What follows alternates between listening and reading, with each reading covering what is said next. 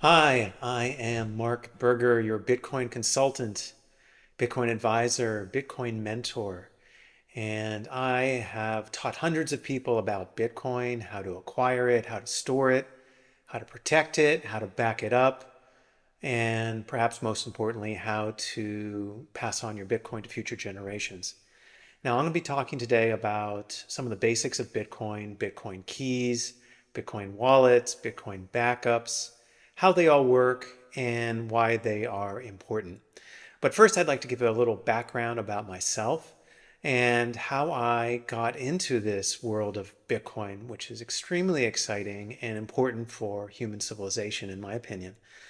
One of my first jobs out of college, I had the privilege of working in the United States Senate. And because of my background in math, I was assigned to cover the topics of the United States budget, the United States deficit, and ultimately the United States debt. And I was helping to formulate policy and respond to constituent letters and concerns about the United States deficit and debt.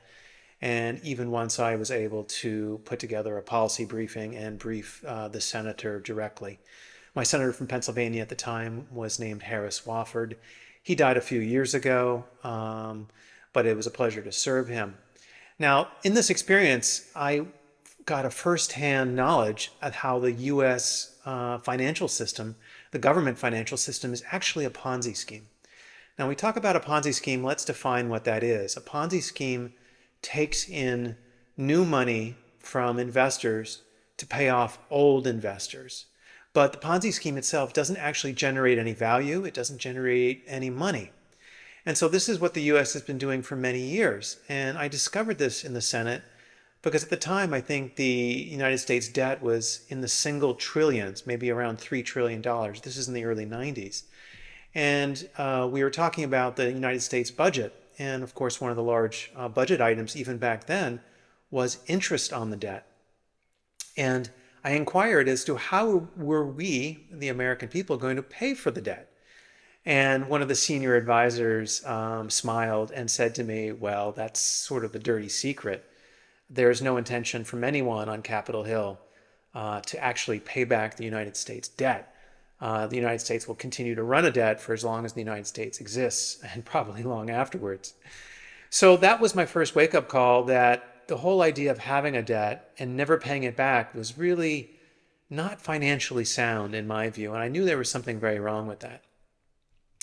And then I went on to actually get a master's in fine arts degree from the University of Southern California in filmmaking, which was quite enjoyable and led me to work in building websites.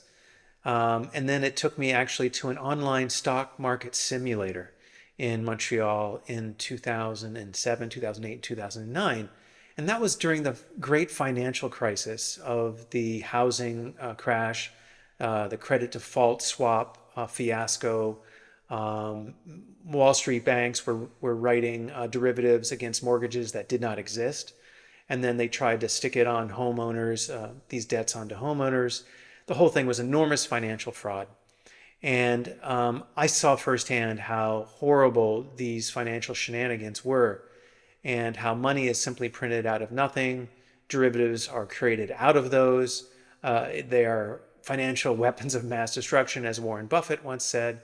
And by 2009, I fully knew that this system was designed to implode. And when I say this system, I mean the United States dollar as the world's reserve currency, the stock markets that are underpinning it, the derivatives markets, the mortgage markets, the money lending markets. They are all destined to collapse because money is being created out of thin air, and it is not based on any value, is not based on any economic activity at all. The government simply creates dollars and creates a demand for it worldwide.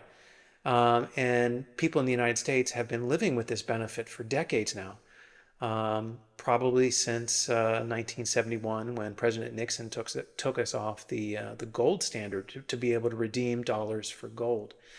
So that's when I knew that our system, the dollar system, was destined for collapse, but I didn't know what to do about it. And then a few years later, I heard about this thing called Bitcoin, and it really caught my attention. But it was only trading at a few dollars. And from my experience in the stock market, I had always been told that you never buy a penny stock. And a penny stock, although you might think it's worth only pennies, a penny stock was defined as any company whose stock is listed at $10 or less. And so I didn't believe that Bitcoin would survive in the early days. And then when Bitcoin passed $10, I started to pay attention to it because of this rule in my head that you don't buy any stock under $10.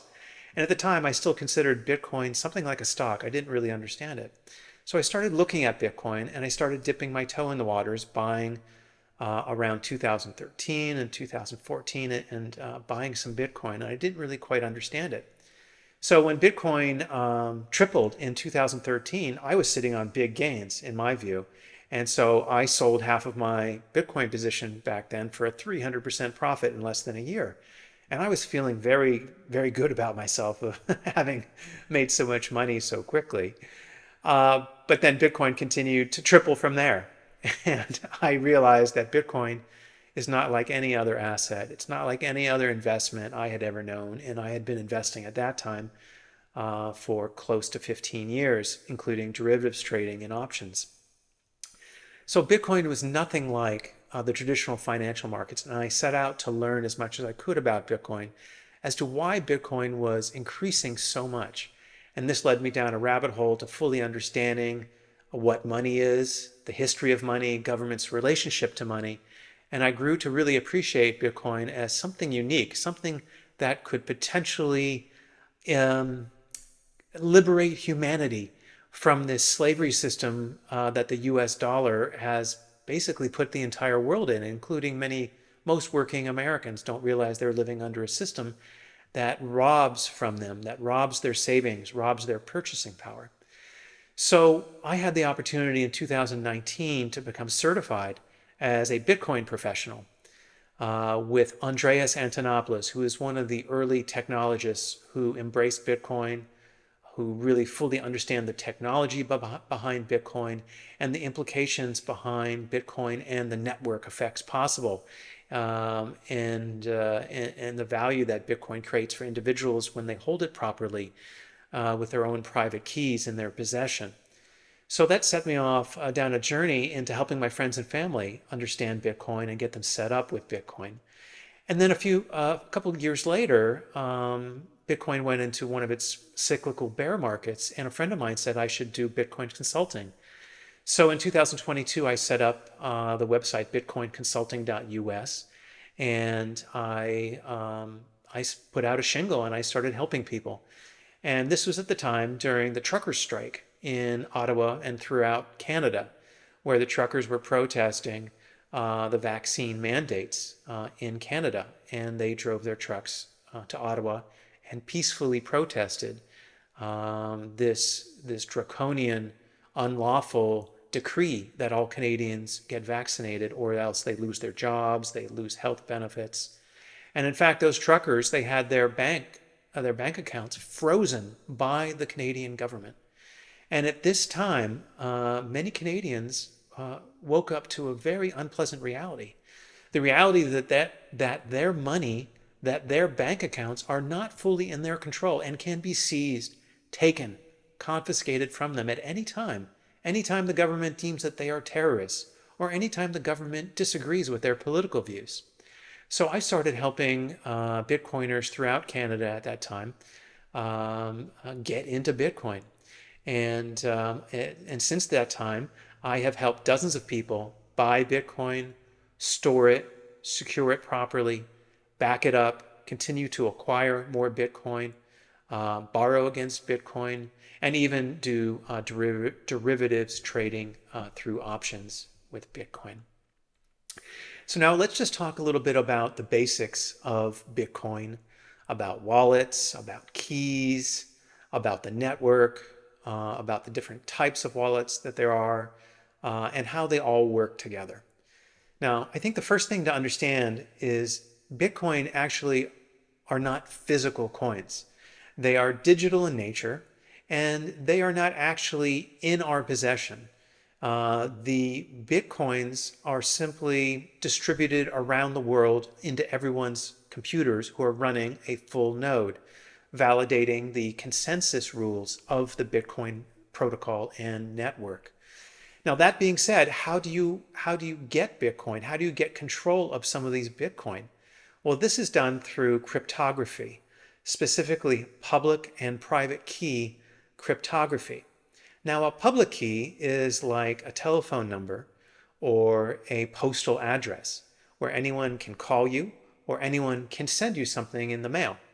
In the same way, if you have a public address, a public Bitcoin address, you can send Bitcoin to this public address. Now, how do you actually send Bitcoin? How do you get Bitcoin? When you get Bitcoin, what you actually control is the private key. It's like the vault, to be able to open up the vault, take the Bitcoin out, and send it to another public address, to someone that you know who has a public address. Now, it is these public keys that are the actual valuable asset because Bitcoin itself doesn't actually move hands. It's just the private keys actually are transferred from one person to the other, although the private keys themselves change.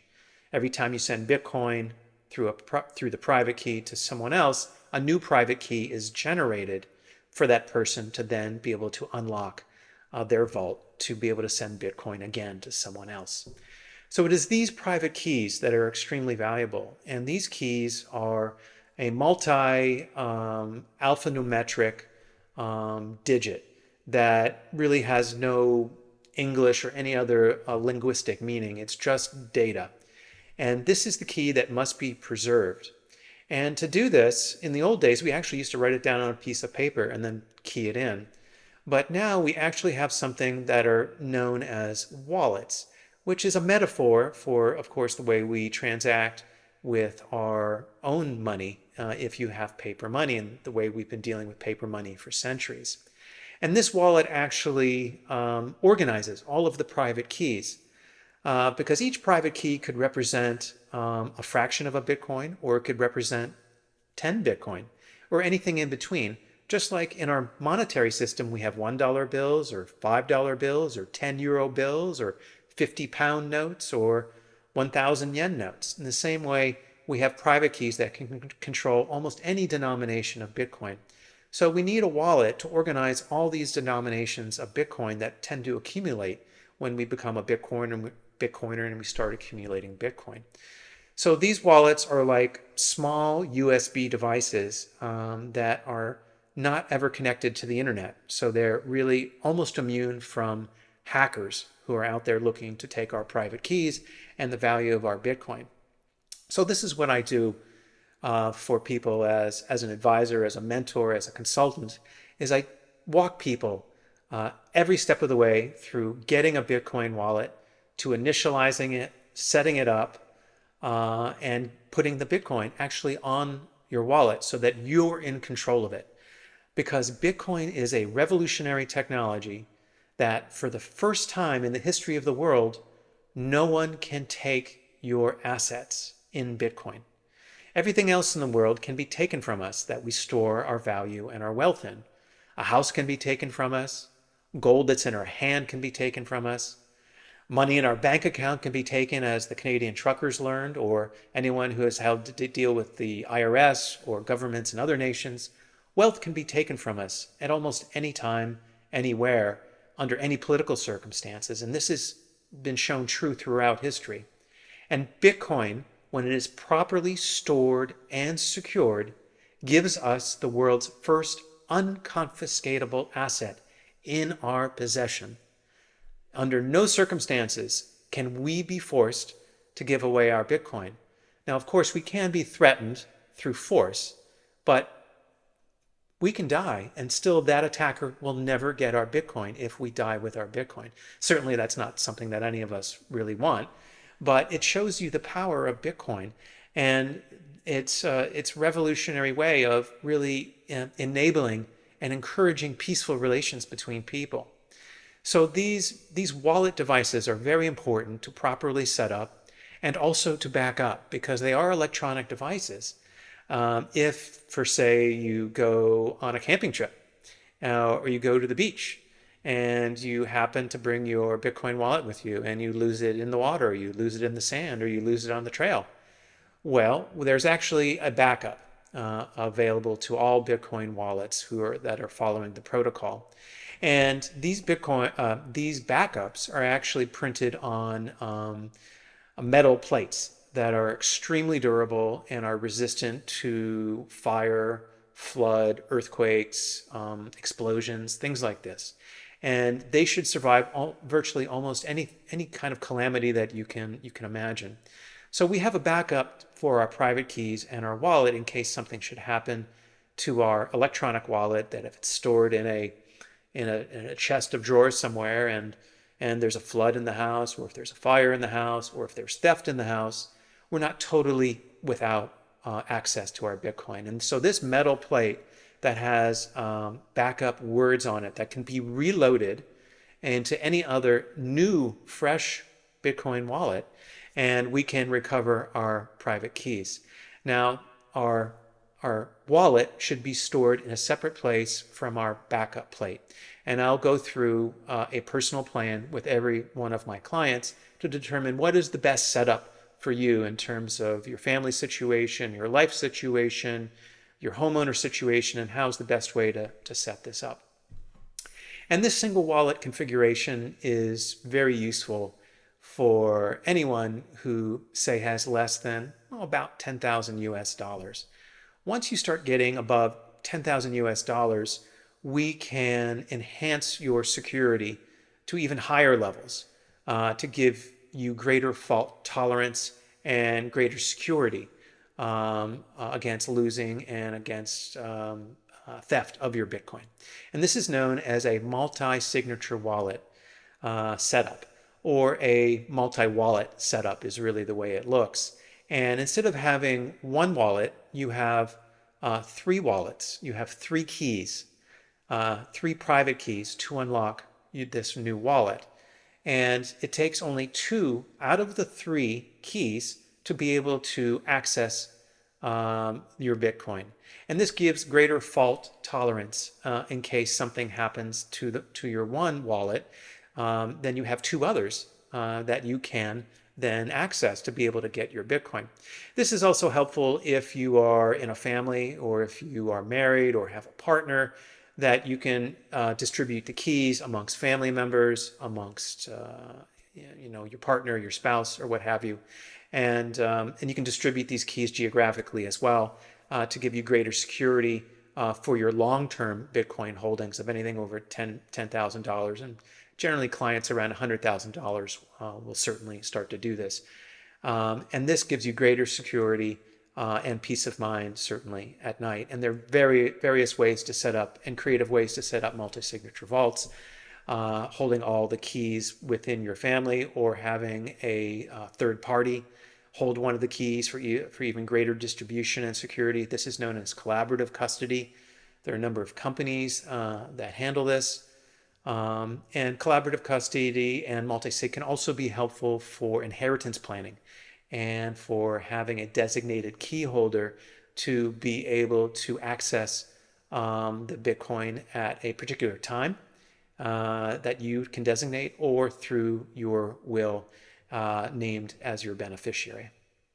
So that's an overview of Bitcoin and what it can do for you, and what I would be privileged to be able to help you with to get Bitcoin, to get out of this Ponzi system known as the US dollar, which basically rules the world, to become sovereign with your own wealth, to take control of your family's wealth and time, and really give you peace of mind that you're holding an unconfiscatable asset that no one can take from you under any circumstances. Your life, of course, and your health and safety is something to be considered. And it puts great responsibility into our hands, because when we hold Bitcoin, we do become our own bank. And so we need to take the proper precautions and need to be responsible with the power that Bitcoin gives us to be able to exit this US dollar Ponzi inflationary system. So I am here and to answer any questions that you may have, and to help you with any Bitcoin issue that you may have, setting up your own node, doing home mining, using the traditional financial system to get exposure to Bitcoin through equities and derivatives, borrowing against your Bitcoin, and anything new that comes under the Bitcoin world. Because I spend virtually all of my time studying Bitcoin, learning about Bitcoin, listening to others in the Bitcoin industry, attending events, doing podcasts, and doing presentations for people who are curious about Bitcoin, running a meetup here in Florida where I'm from, and also traveling to meet other Bitcoiners and to teach others about Bitcoin. I have clients in Canada, the United States, and the Netherlands. So please contact me if you would like more information. I am always happy to answer any question, no matter how seemingly stupid it is, because there are no stupid questions. And I welcome you on this Bitcoin journey, and I hope to be with you. Bye now.